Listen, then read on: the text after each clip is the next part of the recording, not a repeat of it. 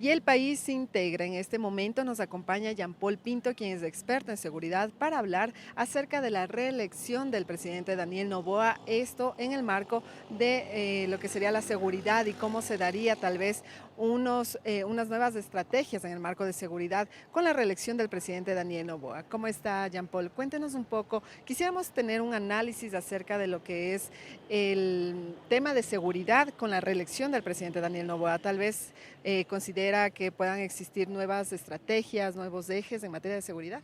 Bueno, debería haber nuevos ejes, ¿no? Porque lo que tiene que estar claro el presidente es que realmente él ganó porque había gente que tuvo temor de votar por Luisa, pero en el tema de seguridad todavía tenemos muchos pendientes, ¿no? Entonces, la primera cosa que él debería hacer es, en la Constitución está, en la ley está el Plan de Seguridad Integral, que es potestad del Ministerio de Defensa. Creo que es momento ya de elaborar ese plan, de aprobar ese plan y de implementar ese plan, porque lo que necesitamos es una mirada multidimensional de la seguridad, no tanto a la militarización, la mano dura, sino ir con mucha política social, participación del sector privado, es decir, con nuevas acciones y nuevas políticas, ¿no? Lo que se le criticó a Noboa durante este año y medio es su falta de planes, su falta de políticas de seguridad. Entonces, ahora que ya está, digamos, tranquilo con la reelección y va a estar 4 años, creo que es momento ya de planificar la seguridad, de crear también inclusive una entidad que esté por encima de los ministerios del Interior y Defensa, que se dedique a hacer política pública de seguridad, que haga estos grandes ejes, estrategias y este plan, como digo, de seguridad integral, que es lo que el país necesita. Entonces sí, sería un error que el presidente piensa que debe seguir en la misma línea, haciendo lo mismo, cuando los resultados van acompañados. Justamente antes de que se dé el tema de las elecciones, el presidente tomó una última medida que era el estado de excepción que dura cerca de 60 días para algunas provincias por temas de conflicto armado interno. Esta medida, ¿cómo se analiza desde un eje de seguridad? ¿Fue más de tintes políticos o necesariamente porque sí era objetivo establecer un estado de excepción? No, porque yo creo que en el tiempo de Lazo también pasamos por varios estados de excepción sin resultado alguno. Creo que esto fue una medida más anticipatoria en caso de que hubiera algún tipo de conflictividad social, en caso que el resultado de elecciones hubiera sido, digamos, muy estrecho, ¿no? Cosa que no pasó, no hubo conflictividad, no hubo manifestaciones, rechazo, me parece que se vivió una fiesta muy tranquila, pero eso justificó el estado de excepción, pero realmente para mí no estuvo ligado a un tema de violencia o de inseguridad en el país.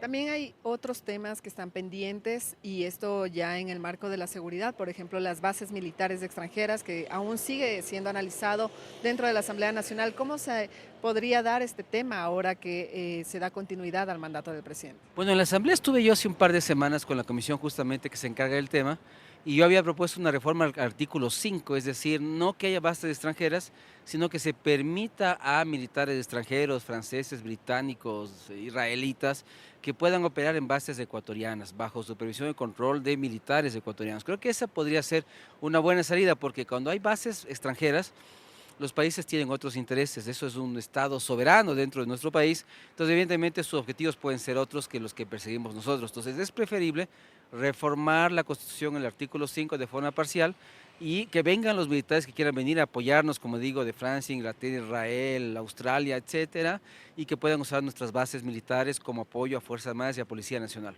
Aquí el objetivo sería que mejor vengan las fuerzas militares extranjeras, más no que se establezcan aquí bases militares extranjeras. Sí, exacto. Sí, lo que y sería interesante es que puedan potenciar, modernizar nuestras bases nacionales, podamos recibir tecnología, capacitación, entrenamiento, equipamiento. Ese sería el ideal, pero no pensar, ¿no es cierto?, que vamos a traer tropas de enfrentamiento. Sería un error, ¿no es cierto? O estos famosos mercenarios, que por suerte creo que eso se ha apagado porque no hemos vuelto a oír ni a Price ni a Blackwater que están operando, haciendo algo. Me parece que eso es saludable. El país necesita realmente más bien invertir ese dinero en sus Fuerzas Armadas, en su policía, y no necesitamos contratar con ese dinero a fuerzas extranjeras para que se enfrenten a los grupos criminales, ¿no? Con la reelección del presidente Noboa, ¿se daría más fuerza también a lo que sería este tema de la cooperación internacional en materia de seguridad?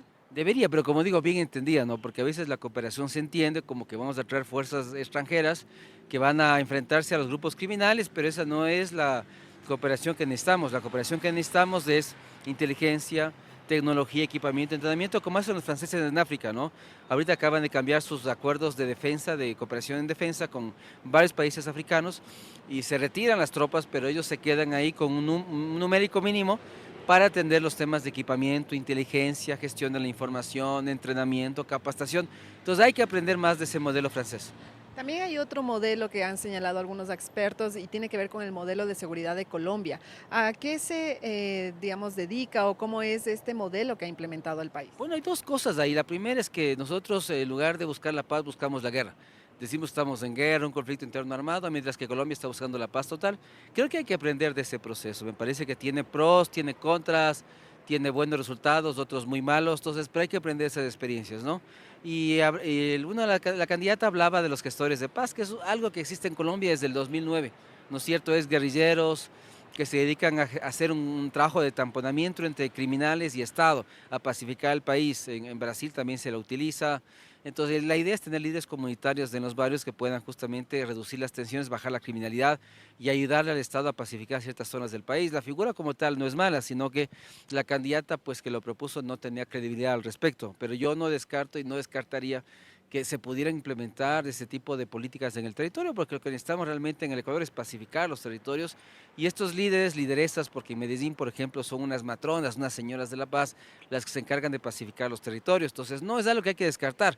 Lo que sí no podemos permitir es que este tipo de herramientas se vuelvan ideológicas, de adoctrinamiento, ¿no es cierto?, de control de los barrios, de los ciudadanos. Esos son los extremos a los cuales no podemos llegar.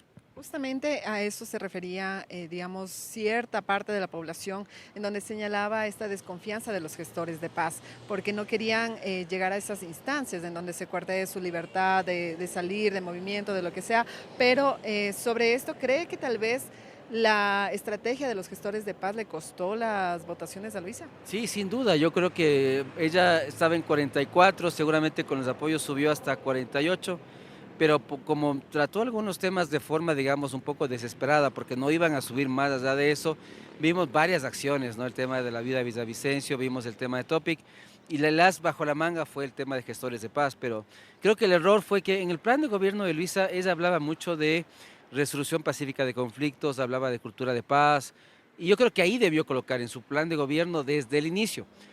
Fue un error haberlo colocado la última semana de campaña porque eso fue utilizado en su contra y como carecía de credibilidad para hablar del tema, evidentemente en esa semana los indecisos ya sabían por quién no votar y había gente que votó por ella en la primera vuelta que dejó de votar y por eso es que su resultado no creció, más bien bajó un poco porque realmente no supo captar más votación que la que obtuvo en la primera vuelta. También hay otra situación que se ha dado en el gobierno de Daniel Noboa durante el año y medio de mandato que tuvo, y él señalaba, y se ha dado también el tema de los bonos, no solo bonos al sector social, sino también a la fuerza pública. Estos bonos que entregó últimamente a la Policía Nacional, entre otras entidades, corresponden más a una medida, digamos, electoral, política, más no de seguridad, ¿no?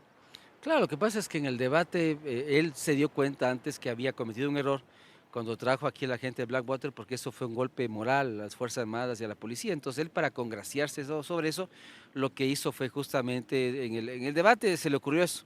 Entonces seguramente ese rato el ministro de Economía comenzó a hacer números, a hacer cálculos para ver de dónde iba a sacar eso. Pero claro, eso fue del momento, no son acciones técnicas, son acciones más ligadas a la política, que él se vio, digamos, obligado a hacerlo. No, lo bueno es que corrigió, porque realmente no es que Fuerzas Armadas haya estado muy contenta cuando vino aquí Price, para ellos realmente fue algo negativo, ¿no? Sería tal vez probable de que dentro de estas estrategias que el presidente Noboa pueda implementar en la fuerza pública, incluso en lo que sería temas de seguridad, sería necesario que exista también un nuevo cambio en las autoridades que están presidiendo las instituciones, por ejemplo, el Ministerio del Interior, el SNAI, entre otras. Sí, yo lo decía en la asamblea igual, o sea, hay que hacer el recambio total de todos los cuadros de seguridad. Ahora que tenemos 4 años, que él tuvo tiempo para buscar más cuadros, es importante hacer un cambio en todo el sector seguridad, ¿sí? En el SNAI, en el CIES, en el interior, en defensa. Es importante que realmente lo que no hizo en la primera candidatura que él tuvo, lo haga aquí en la segunda y pueda poner en esos cargos a gente con experiencia, con conocimientos, porque lo que ha pasado es que las malas decisiones, los errores que se han cometido es justamente por eso, por nuestra falta de experiencia y conocimiento en el área, no hemos sido capaces de implementar correctas políticas públicas.